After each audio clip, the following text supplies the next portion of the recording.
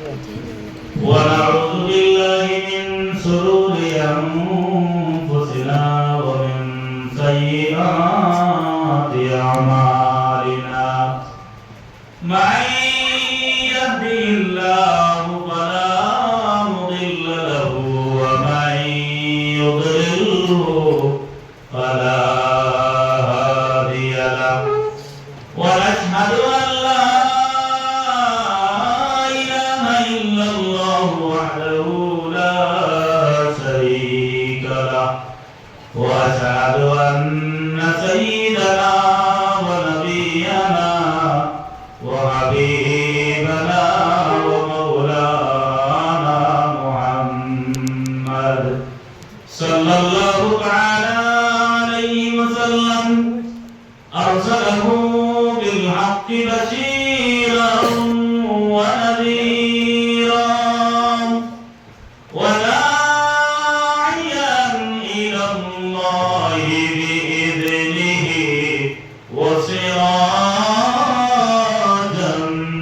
منيرا. قال الله تعالى: ولقد نصركم الله ببدر وأنتم أذلة إلى آخر الآية.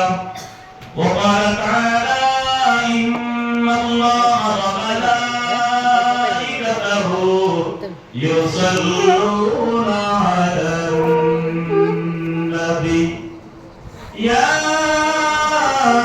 أيها الذين آمنوا صلوا عليه وسلموا تسليما. اللهم صل على سيدنا مولانا محمد وعلى آل سيدنا محمد.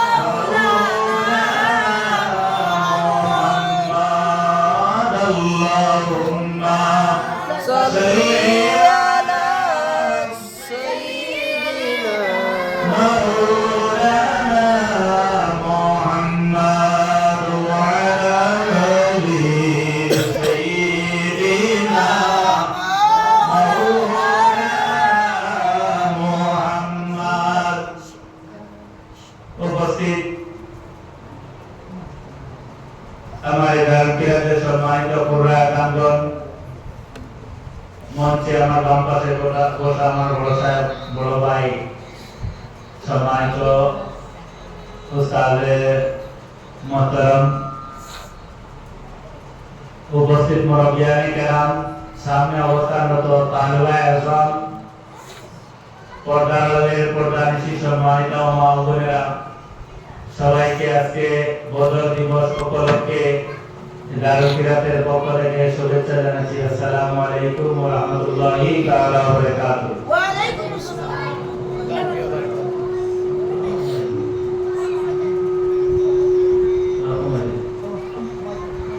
আজকে যে বিষয়ের উপরে আলোচনা করা হবে, বিষয়টা হচ্ছে খুবই গুরুত্বপূর্ণ একটা বিষয়। আমরা বিভিন্ন বিষয়ে আমরা শুনতে পাই স্বাধীনতা দিবস,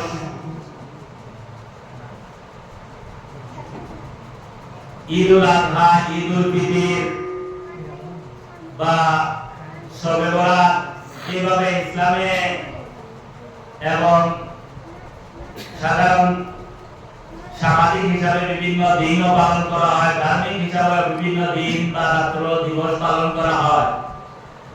ইসলামের মধ্যে একটা দিবস, যে দিন, যে দিবসটাকে সবচেয়ে বেশি গুরুত্বপূর্ণ দেওয়া হয়েছে কোরআন এবং হাদিসের ভাষায়, ইসলামের সাথে, সেটা হলো বদর দিবস। আমরা জানি না বদর কি জিনিস, বদর কি দিবস, বদর কি চিজ, এটা আমরা জানি না। বদরে ইসলামে বদরের যে মর্যাদা কতটুকু, সম্মান কতটুকু তা আমরা জানি না। কোরআনুল কারীমের মধ্যে যে দিনের কথা বেশি বেশি উল্লেখ করা হয়েছে, অনেক জায়গায় বদরের কথা উল্লেখ করা হয়েছে। এই বদরটাকে আমরা সাধারণ মানুষ, মুসলমান হিসাবে আমরা অনেক মানুষ বেমালুম বলে আছি, বদর কি জিনিস জানি না। আমাদের এমন এক পর্যায়ে ছিল, অবস্থা ছিল, আমি আয়াত পড়েছিলাম, আল্লাহ পাক এই আয়াতের অর্থ হিসেবে আল্লাহ পাক বলতেছেন, তোমাদের এমন এক পরিবেশ ছিল, এমন এক অবস্থা ছিল, তোমাদের শক্তি ছিল না, জন ছিল না, সামর্থ্য ছিল না, ওয়ান্তুম আযিল্লা, তোমরা দুর্বল ছিলে। আমি আল্লাহ পাক পরবর্তীকাল আমিন তোমাদেরকে সাহায্য করেছিলাম বদরের ময়দানে। আল্লাহ পাক বলতেছে, আমি আল্লাহ পাক তোমাদেরকে সাহায্য করেছিলাম আমার দ্বীন বাঁচাবার জন্য। এই আয়াত দ্বারা বোঝা যায় আল্লাহর দ্বীন হলো ইসলাম। আর আল্লাহ পাক যদি সরাসরি ভাবে তার দ্বীনকে বাঁচাবার জন্য, দ্বীনকে টিকাবার জন্য কোন ক্ষেত্রে যদি সাহায্য করেছেন, একমাত্র ইতিহাস সাক্ষী বদরের ময়দানে আল্লাহ পাক স্বয়ং ফেরেশতাদের মাধ্যমে মুসলমানের সাহায্য করেছিলেন তার দ্বীন বাঁচাবার জন্য। ইতিহাসের পাতায় স্বর্ণাক্ষরে লেখা আছে বদর কি জিনিস। সাধারণত আমি কোরআন এবং হাদিসের এই শব্দগুলা, বদর শব্দগুলা যদি আমি ট্রান্সলেট করি বা রিসার্চ করি বা এর ব্যাখ্যা করি, তাহলে ভাই বদর হলো একটা কুয়ার নাম। আরবে একটা কুয়া আছে, আরবের ভূমিতে একটা কুয়া আছে, এই কুয়াকে বদর বলা হয়। কিন্তু বদরের শাব্দিক অর্থ হলো পূর্ণিমা চাঁদকে বদর বলা হয়, অথবা চৌধুরীরা মধ্য রজনীর যে রাত্রিটা আকাশে যে পরিপূর্ণ চাঁদ দেখা যায়, এই চাঁদকে বদর বলা হয়। আর চাঁদের বিভিন্ন নাম রয়েছে আমরা জানি। প্রথম দিনের চাঁদকে আমরা হিলাল বলি। হাদিস শরীফে এসেছে মান রাআ হিলাল রমাদান, যে রমজান শরীফের চাঁদ দেখলো সে রোজা রাখে। এই যে চাঁদ প্রথম দিনের চাঁদ, আর পূর্ণিমার চাঁদকে বলা হয় বদর। প্রশ্ন হতে পারে এই বদর দিবসকে কেন বদর বলা হয়? চাঁদের সাথে সম্পর্ক কি, কুয়ার সাথে সম্পর্ক কি? ব্যাখ্যা হিসাবে বোঝার জন্য, যেহেতু তোমরা তালিবুল ইলম আলিমেরা বসে আছো, আমি বোঝার জন্য তাফসীর হিসাবে বলছি। এই যে জায়গায় আল্লাহ পাক মুসলমানদেরকে সাহায্য করেছিলেন, সেই জায়গায় একটা কুয়া ছিল। এই কুয়ার একটা বৈশিষ্ট্য ছিল, কুয়ার পানিটা এত পরিষ্কার ছিল, রাত্রের বেলা এই কুয়ার দিকে তাকাইলে, পূর্ণিমার রাত যদি হয়, আকাশের তারকা, আকাশের চন্দ্রটা এই কুয়ার জলের মধ্যে হুবহু দেখা যেত। আকাশের চাঁদ যেমন চোখ দিয়ে তাকাইলে আমরা আকাশে ঝলমল ঝলমল করে চাঁদ বাবাকে যেভাবে আমরা ছোট ছোট বাচ্চাকে বলি, আয় রে আয় চাঁদ বাবা আমার শিশুর কোলে কপালে চুমু দিয়ে যা, আকাশের দিকে তাকাইলে যে চাঁদটা নজরে পড়ে, বদর নামক কুয়াটা এমন এক কুয়া, এত পরিষ্কার পানি ছিল, এত গভীর কুয়া, তথাপি তার পানির দিকে তাকাইলে আকাশের চাঁদটা তার দূরে দেখা যেত। বিদায় আরববাসী মানুষরা এই কুয়াকে বদর কি বলতো? বদর, রাত্রে চাঁদ দেখা যায়। ইসলামের বদর দিবস কেন বলা হয়? এই কুয়ার পাশে ইসলামের প্রথম বিজয়ের যুদ্ধ হয়েছিল, ইসলামের প্রথম যুদ্ধ জিহাদ হয়েছিল। ইসলামের যে প্রথম যুদ্ধ হয়েছিল, ইসলামের বিভিন্ন রিওয়ায়াতে এসেছে ইসলামের বিজয়ের জন্য নবীর জামানায় ৮৩টা যুদ্ধ হয়েছিল, এর মধ্যে প্রথম এবং শ্রেষ্ঠ যুদ্ধ হলো বদর। এই যুদ্ধটা হয়েছিল বদরের ময়দানে, বিদায় এটাকে বলা হয় জঙ্গে বদর। এই হলো তার শাব্দিক ব্যাখ্যা বললাম। আপনাদের মনে আসতে পারে হুজুর ইসলাম তো যুদ্ধ চায় না, প্রসাদ চায় না, ইসলামে আবার যুদ্ধ কি? বলে ইসলাম যুদ্ধের পক্ষে না। হাদিসের ভাষায় জিহাদে বদর বলা হয়েছে, যুদ্ধের কথা বলা হয় না, জিহাদে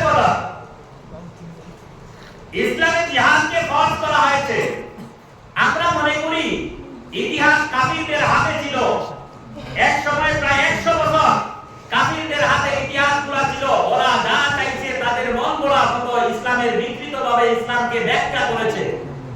তারা মনে করেছে, মানুষকে প্রচার করেছে জিহাদ মানে হচ্ছে যে ধর্ম মানে না, যে মুসলমানকে মানে না, ইসলাম মানে না, নবী মানে না, কোরআন মানে না, তরবার নিয়ে ঝাঁপাই পড়ো, তাকে যেটাই সেটাই পাও তাকে হত্যা করো, এটার নাম জিহাদ হিসাবে ব্যাখ্যা করেছে, অপব্যাখ্যা করেছে, অপপ্রচার করেছে। ইসলামের বিরুদ্ধে তারা কলম লিখেছে। তারা জিহাদের ব্যাখ্যা করেছে। আজকে গোটা পৃথিবীর মানুষ জিহাদ শুনলে হেয় করে, কারণ কিছু সংখ্যক ইসলাম বিদ্বেষী তারা কলম চালিয়েছে। জিহাদ মানে বোঝায় মুসলমান ছাড়া যারা ইসলাম মানে না, কোরআন মানে না, তাকে যেটাই পাও সেটাই তাকে হত্যা করো, এটাকে বোঝায়, তারা বুঝাইতে চেয়েছে। অথচ জিহাদের শাব্দিক অর্থ হচ্ছে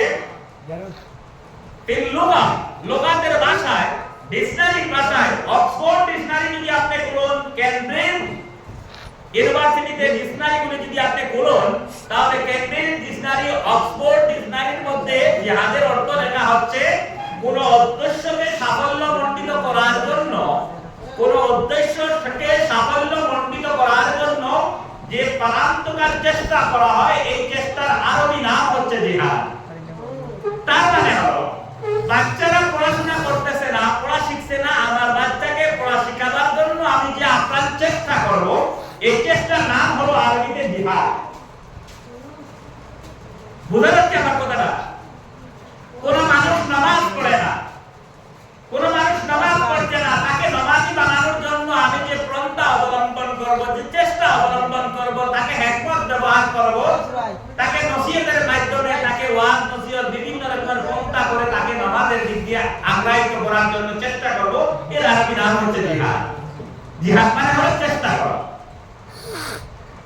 এই চেষ্টা করতে যদি কোনো মানুষ বাধা দেয়, কোন মানুষ যদি আপনাকে বাধা দেয়, হাদিস শরীফে এসেছে তখন প্রথম তাকে বোঝানোর পরেও যদি তোমার কথা না মানে, তাকে মুখ দিয়ে বোঝান, অন্তর দিয়ে বোঝান, তাও যদি না মানে, তাকে মন থেকে ঘৃণা করো।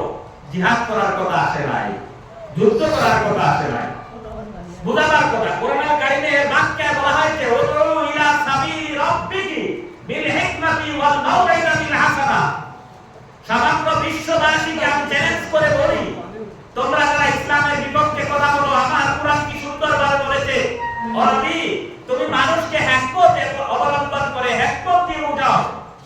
তুমি তাকে উদউ ইলা সাবিলি রাব্বিকি বিল হিকমাতি ওয়াল মাউইযাতিল হাসানা, সুন্দর সুন্দর কথা বলে, ওয়াজ করে, হিকমত ব্যবহার করে তাকে মুসলমানের দাও, ইসলামের দাও।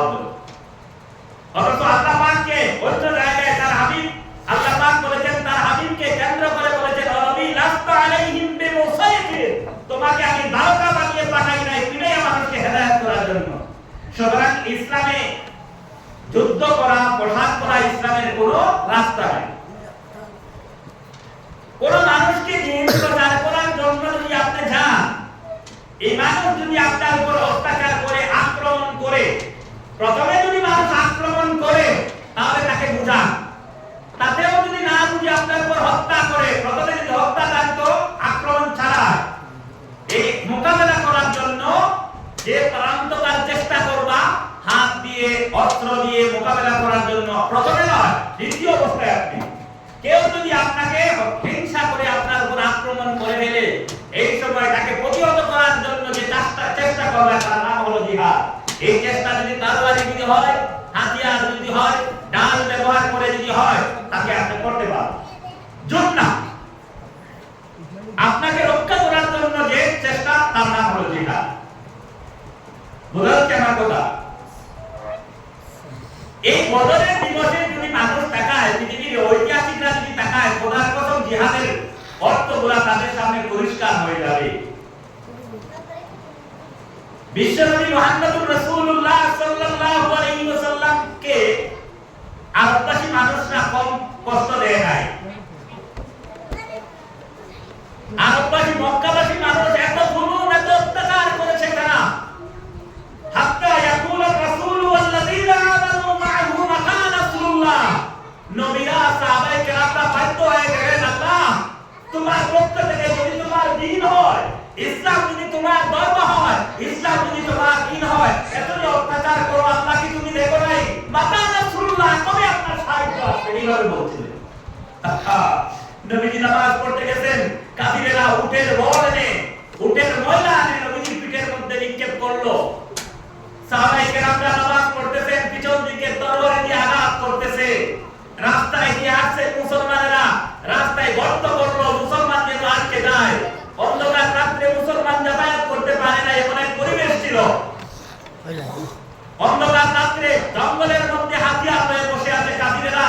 মুসলমান কলিমা পড়েছে, কলিমার দায়ে মুসলমানদেরকে মসজিদ থেকে যাইতে, নামাজ থেকে যাইতে হত্যা করা হয়। এবং জুলুম অত্যাচার যখন বরদাস্ত করতে পারলেন না, নবীজি হাত উঠে আসমান দিকে বলতেন, মাতা রাসূলুল্লাহ, আল্লাহ তোমার সাহায্য কবে আসবো? আমরা তো কোনো পাপ করি নাই, তোমার দিন প্রচারের জন্য দাওয়াত দে। কাফিরেরা আমি শুধু নয়, আমার সাহাবায়ে কেরামদের উপরে অত্যাচার। নবীজি বললেন, আল্লাহ পাক তার হাবিবকে বললেন, তুমি হিজরত করে ফেলো, মক্কাবাসী মানুষ তোমার পক্ষে নয়, তুমি হিজরত করে ফেলো। নবীজি হিজরত করে মদিনায় চলে গেলেন। সাহাবায়ে কেরামদেরকে ইঙ্গিত করে দিলেন, ও সাহাবীরা, আমি চলে যাব, তোমরা এদের অত্যাচার বরদাস্ত করতে পারবে না, তোমাদের অত্যাচার আমি সহ্য করব না, তোমরাও চুপি চুপি আমার সাথে মদিনায় চলে আসো। আল্লাহর তরফ থেকে হুকুম এসেছে, মদিনার মানুষ দয়ালু মানুষ, মদিনার মানুষ আমাকে মহব্বত করবে, তোমাদেরকে মহব্বত করবে। নবীজি হিজরত করে মদিনায় চলে গেলেন। মক্কা ছেড়ে, নিজের বাপ দাদার ধর্ম ছেড়ে, বাপ দাদা ভূমি ছেড়ে, মাতৃভূমি ছেড়ে, মক্কা ছেড়ে নবীজি মদিনায় চলে গেলেন। সেই জায়গায় গিয়ে নবীজি যখন ইসলামের প্রচার শুরু করলেন, দেখা গেল মদিনাবাসী মানুষ, আনসারী মানুষ মুহাজিরকে ইস্তেকবাল করলো, সম্মান করলো, কবুল করলো, ইজ্জত দেওয়া শুরু করলো। ধীরে ধীরে মদিনায় নবীজির উপর মানুষের ভালোবাসা বিস্তার লাভ করলো। আস্তে আস্তে দেখা গেল মানুষ মুহাম্মদ সাল্লাল্লাহু আলাইহি সাল্লামকে ভালোবাসা দিতে দিতে ইসলামের ছায়া, ইসলামের শক্তিশালী হিসাবে ইসলাম প্রচার শুরু হয়ে গেল। এদিকে আরববাসী কাফিরেরা বলতেছে, আরে মুহাম্মদকে তাড়িয়ে দিয়ে তো আমরা ভুল করেছি, মুহাম্মদ যদি এখানে থাকতো আমরা হয়তো দমন করতে পারতাম, মানুষকে মুসলমান হওয়া থেকে দমন করতে পারতাম। মদিনায় যে বিন্দাস ভাবে মুহাম্মদ ইসলাম প্রচার করছে, যে মুহাম্মদের কথা শুনে মুসলমান হচ্ছে, আরে আমরা ভুল করেছি, মুহাম্মদকে কেমনে আনা যায়?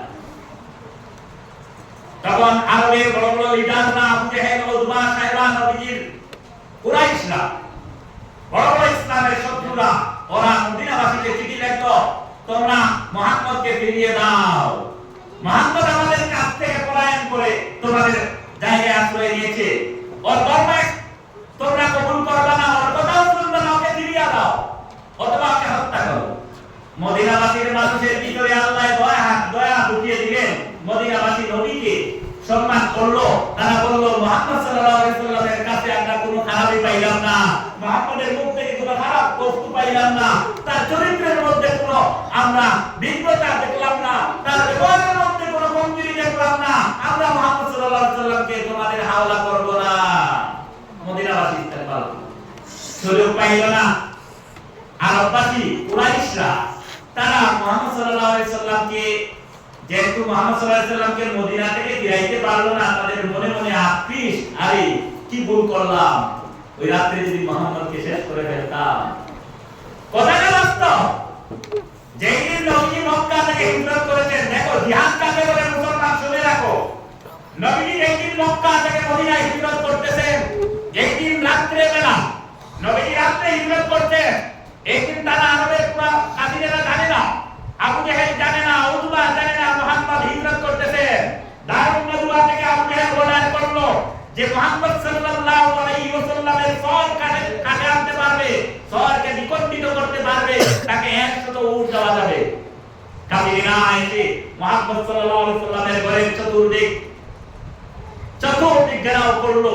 অথচ আল্লাহ পাক তার আগে তার হাবিবকে জানাই দিলেন, মুহাম্মদ তোমার সাহায্যের জন্য আমি বলছি, তুমি এখান থেকে চলে যাও, কাফিরেরা তোমাকে হত্যা করতে পারে, ষড়যন্ত্র করেছে। আলীকে বিছানার মধ্যে শোয়া নবী আবু বকরের সাথে হিজরত করে চলে গেলেন।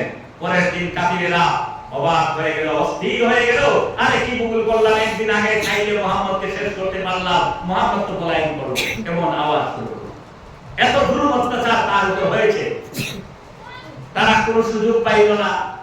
এদিকে আবু জেহেল, উতবা, সাইবা, আবু সুফিয়ান তারা অস্থির, আরে এইভাবে মদিনায় কিভাবে ইসলাম প্রচার শুরু হয়েছে মদিনায় ইসলামের একটা বিশাল একটা ইসলামের প্রভাব পেল। নবীজি দল গঠন করে ফেললেন, মদিনায় গিয়ে নবীজি দল গঠন করে ফেললেন, সাহাবীদেরকে নিয়ে বিশাল একটা মজবুতির সহিত একটা দল গঠন করলেন। আবু বকর, ওমর, উসমান, আলী ওরা মুসলমান। উমর যখন মুসলমান হয়ে গেলেন, হযরত উমর মুসলমান হলেন, নবীজিকে গিয়ে বলছেন, ইয়া রাসূলুল্লাহ, মক্কার এত কষ্ট সহ্য করেছি, আমরা কি হকের উপর নই? নবীজিকে হযরত উমর বলছেন, ইয়া রাসূলুল্লাহ, একটা কথা বলেন, আমরা কি হকের উপর নই? নবীজি বললেন, অবশ্যই আমরা হকের উপর। তাহলে কেন আমরা ভয় পাবো? কেন আমরা ভয় পাবো? আপনি আযান আমরা চুপি চুপি কেন দিব? আমরা নামাজ কেন চুপি চুপি পড়ব? আমি ওমর মুসলমান হয়েছি, আমি ওমর ওয়াদা দিচ্ছি, আজ থেকে মুসলমানের কোন নামাজে এবং আযানে যদি কোন মাইকে বাধা দিতে পারে না, আপনি প্রকাশ্যভাবে এলান করবেন। তিনি বলতেছেন, ওমর বলতেছেন, ইয়া রাসূলুল্লাহ, পৃথিবীর কোন মানুষ যদি আপনাকে আর নামাজের মধ্যে ডিস্টার্ব দেয়, আযানের মধ্যে ডিস্টার্ব দেয়, হযরত ওমর যতদিন বেঁচে আছি, ওমর যতদিন জীবিত থাকবো, আমি কথা দিচ্ছি তোমার বিপক্ষে কোন মানুষের শক্তি থাকবে না কথা বলা। তিনি বলছেন, আজ থেকে প্রকাশ্যভাবে আযান দেওয়া হোক। হাদিস শরীফে এসেছে, ওমর যখন ইসলাম গ্রহণ করলেন, নবীজি খুশি আনন্দে ভরপুর হয়ে গেলেন, নিজেকে একটু মনের মধ্যে বলে ভরপুর হয়ে গেলেন, মনে মনে ভাবতেছেন, আরে মনে হয় আল্লাহর দ্বীন ওমরের মাধ্যমে আল্লাহ তার দ্বীনকে প্রচার করতেছেন। নবীজি চুপি চুপি ইবাদত যেগুলা প্রচার করতেন, এইগুলা আজকে প্রকাশ্য ওমরের মাধ্যমে শুরু হয়ে গেল। এদিকে কুরাইশরা আরো বলতে লাগলো, মক্কার কুরাইশরা কেমনে মুহাম্মদ সাল্লাল্লাহু আলাইহি সাল্লামের সাথে একটা বৈঠক করা যায়, বৈঠকের মাধ্যমে সমাধান করা হবে, অথবা যুদ্ধের মাধ্যমে সমাধান করা হবে। আরববাসী কুরাইশরা চাল চালালো, কোন কায়দা করে যদি মুহাম্মদ এবং আরবের মধ্যে যদি কুরাইশের মধ্যে যুদ্ধ হয়ে যায়, এখন মদিনায় মানুষ কতজন? 2,500 মানুষ থাকবে, 2,500 মানুষকে আমরা শেষ করে ফেলবো। আর যদি মুহাম্মদকে এইভাবে মদিনায় আমরা শহীদ ছেড়ে দেই, না জানি গোটা পৃথিবীতে ইসলাম চলে যাবে। তারা যুদ্ধের কোনো পন্থা খুঁজতেছে। কারা? কুরাইশরা, নবীজির আত্মীয়-স্বজনরা। খেয়াল রাখবো আমার কথার উপর। আমি হাদিস থেকে শোনাচ্ছি, কোরআন থেকে এইগুলা শোনাচ্ছি। এইদিকে একজন লোক, তারা সুযোগ তুকাচ্ছে যুদ্ধের। আবু সুফিয়ানের একটা বাহিনী তিজারতের জন্য সামদেশে সিরিয়ায় যাচ্ছিল। তিজারতের একটা কাফিলা, বিশাল একটা কাফিলা আবু সুফিয়ান ছাড়লো। এই কাফিলার মধ্যে অসংখ্য সামান ছিল, ব্যবসার সামান ছিল। আরবের কুরাইশরা এই সামানের শরীক হলো, শেয়ার করলো, প্রোডাক্ট শেয়ার করলো, আর বললো এই তিজারতে যা লাভ হবে, ব্যবসায় যা লাভ হবে, এই লাভের টাকাগুলা ইসলামের বিপক্ষে যুদ্ধ করতে আমরা ব্যয় করব। তারা অর্থ করে এই বাহিনীকে ছেড়ে দিল সিরিয়া। এই খবর যখন নবীজির কাছে পৌঁছলো, মুহাম্মদ সাল্লাল্লাহু আলাইহি ওয়াসাল্লাম তোমার মদিনার মুখ দিয়ে আবু জাহেলের, উতবা, সাইবা, আবু সুফিয়ানের একটা তিজারতের কাফিলা যাবে, এই ব্যবসায় যত ফায়দা হবে, পরবর্তী বছর তোমার বিপক্ষে যুদ্ধে যাবে করা হবে, তুমি তা প্রোটেস্ট করো। নবীজি শুনলেন, সাহাবায়ে কেরামদেরকে পরামর্শ দিলেন কি করা যায়। ও আমার সাহাবীরা, এই ঘটনা কিছু সংখ্যক সাহাবায়ে কেরামরা বললেন, না, এটাকে প্রোটেস্ট করতে হবে, রোকতে হবে।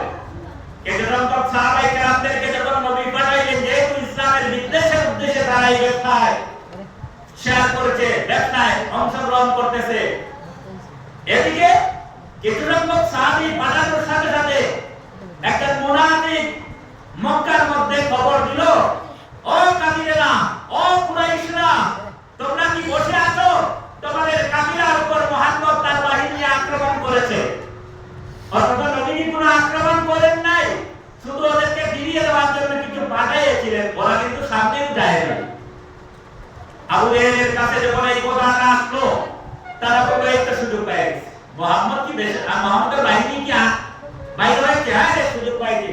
শুনছো উতবা, সাইবা শুনছো, আবু সুফিয়ান শুনছো, আমাদের কাবিলার উপর আক্রমণ করেছে মুহাম্মদ, এই তো সুযোগ, ইসলামকে বিনাশ করার সুযোগ পেয়ে গেছি, চলো শূন্য রেডি করো।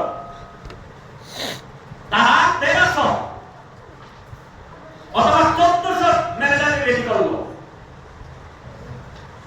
উদ্দেশ্য, আজকে সুযোগ পেয়ে গেছি, ইসলাম মুহাম্মদ সুদ্ধা ইসলামকে বিনাশ করে আসবো, চলো রওনা দেই। সাহাবায়ে কেরামদের বিপক্ষে যুদ্ধ লড়বে, এই কথাটা নবীর কাছে পৌঁছে গেল।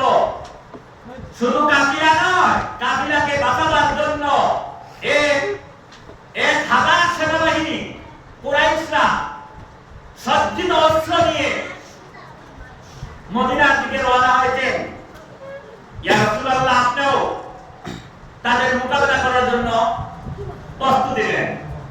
তখন বিশ্বনবী মুহাম্মদুর রাসূলুল্লাহ সাল্লাল্লাহু আলাইহি ওয়াসাল্লাম সাহাবায়ে কেরামদেরকে ডাকলেন, ও আমার সাহাবীরা, ও আমার সাহাবীরা, এই যে শুনেছি কাফিরেরা রওনা দিয়েছে, আমাদের উপর আক্রমণ করবে, মদিনায় আক্রমণ করবে, তোমরা কি চাও? তামাম সাহাবায়ে কেরামরা একত্রিত হয়ে গেলেন। নবী করিম সাল্লাল্লাহু আলাইহি ওয়াসাল্লামকে বলতেছেন, ইয়া রাসূলুল্লাহ, ইনজি বিনা ইয়া রাসূলুল্লাহ হাইসুমা তাশা হাইসুমা বারাকাল্লাহ। ও নবী, আপনি আমাদেরকে আদেশ করুন, আপনার আল্লাহ যেদিকে যাওয়ার কথা বলেন, হাইসুমা তাশা হাইসুমা বারাকাল্লাহ, আল্লাহ পাক যেদিকে যাওয়ার কথা বলেন আপনি খালি আদেশ করুন, আমরা চলে যাব। ও নবী, ভয় পাবেন না, ইন্না লা নাকুলু কামা কানা বানু ইসরাঈল লিমূসা আলাইহিস সালাম। নবীজি বলতেছেন, আর সাহাবায়ে কেরামদেরকে বলতেছেন, ও নবী, ও সাহাবায়ে কেরামরা, তোমাদের রায় কি? আমার আল্লাহ অর্ডার করেছেন, আমার আল্লাহ অর্ডার করেছেন যুদ্ধে যাইতে হবে, তোমাদের রায় কি? সাহাবায়ে কেরামরা সিনা তান করে নবীজিকে বলছেন, ইয়া রাসূলুল্লাহ, ইনজি বিনা ইয়া রাসূলুল্লাহ হাইসুমা তাশা হাইসুমা বারাকাল্লাহ। ও নবী, আপনি নিয়ে চলুন আমাদেরকে যেদিকে আপনার মন চায়, যেদিকে আপনার আল্লাহ অর্ডার করেন। বলো সুবহানাল্লাহ, সুবহানাল্লাহ। সাহাবায়ে কেরাম, সামান্য সাহাবায়ে কেরামরা মিলিটারি সজ্জিত অস্ত্র মিলিটারি বিপক্ষে যুদ্ধ করার জন্য বলতেছেন, নবীজিকে বলতেছেন, ইয়া রাসূলুল্লাহ, ইয়া রাসূলুল্লাহ, আপনি ভয় পান কেন? ইন্না লা নাকুলু কামা কানা লিবানু ইসরাঈল মুসা আলাইহিস সালাম, আমরা এইভাবে বলবো না যেভাবে মুসা আলাইহিস সালামের কওমরা বলেছিল, ও মুসা, ইযহাব আনতা ওয়া রাব্বুকা ফাকাত, তুমি আর তোমার উম্মত কে লড়াই করো, আমরা লড়াই করব না। আমরা এই উম্মত না, আমরা মুহাম্মদ সাল্লাল্লাহু আলাইহি সাল্লামের সাহাবী, আমরা আপনাকে বলে দিলাম, হাইসুমা বারাকাল্লাহ, যেদিকে আল্লাহ তোমাকে হুকুম করেছেন আমাদেরকে বলুন, আমরা জামায়ে করতে প্রস্তুত।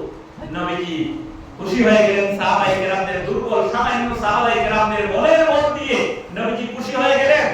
নবীজি বলতেছেন, এই যদি তোমাদের ইচ্ছা হয়, সত্যিকার এই যদি তোমাদের ইচ্ছা হয়, তাহলে চলো আমার সাথে, ইনজি বিনা ইয়া রাসূলুল্লাহ। নবী করিম সাল্লাল্লাহু আলাইহি ওয়াসাল্লাম বললেন, কুমু ইলা জান্নাতি, চলো আমার সাথে এই জান্নাতের দিকে। আর ওয়াহাকা ফিস সামাওয়াতি ওয়াল আরদ, এমন এক বেহেশতের দিকে চলো যে বেহেশতের বিশালতা আকাশ এবং জমিন চেয়ে বড়, বিশাল। সুবহানাল্লাহ। সাহাবায়ে কেরামরা অবাক হয়ে গেলেন, ইয়া রাসূলুল্লাহ, জিহাদে গেলে কি এত বড় বেহেশত পাওয়া যাবে যে বেহেশতের বিশালতা আকাশ এবং জমিন থেকে বড়? ইয়া রাসূলুল্লাহ, দেরি করা যাবে না, আমাদেরকে আপনি অর্ডার করেন। সাহাবায়ে কেরামদেরকে নিয়ে নবী প্রস্তুত হয়ে গেলেন। 313 জন সাহাবী, কয়টা? 313 জন। 313 জন সাহাবায়ে কেরাম, বৃদ্ধাও রয়েছেন, বাচ্চারাও রয়েছে। নবীজি যুদ্ধের ময়দানে গেলেন, এদিকে গিয়ে দেখলেন অসংখ্য কাফির, 100 সৈন্য নয়, 1000 সেনাবাহিনী, সসজ্জিত অস্ত্র, তাদের হাতে অস্ত্র, তাদের সেনাবাহিনী ঘোড়া হাতিয়ার অস্ত্র নিয়ে তারা দাঁড়িয়ে আছে অপেক্ষায়। এদিকে নবীজি 313 জন সাহাবী, মাত্র 2টা ঘোড়া, আর সামান্য উট ছিল, 8টা তরবারি ছিল, শুধুমাত্র 8টা তরবারি। আর বৃদ্ধা মানুষ, বাচ্চা, তীর ধনুক নিয়ে রওনা দিলেন। জিহাদের ময়দানে গিয়ে নবীজি কাফিরদেরকে বলে দেখে নবীজি সজদায় পড়ে গেলেন, ইয়া রাসূলুল্লাহ, আল্লাহ পাক পরবর্তীকার আলামিনের দরবারে রাসূলুল্লাহ পড়ে গেলেন আর বলতেছেন, আল্লাহ, ও আল্লাহ,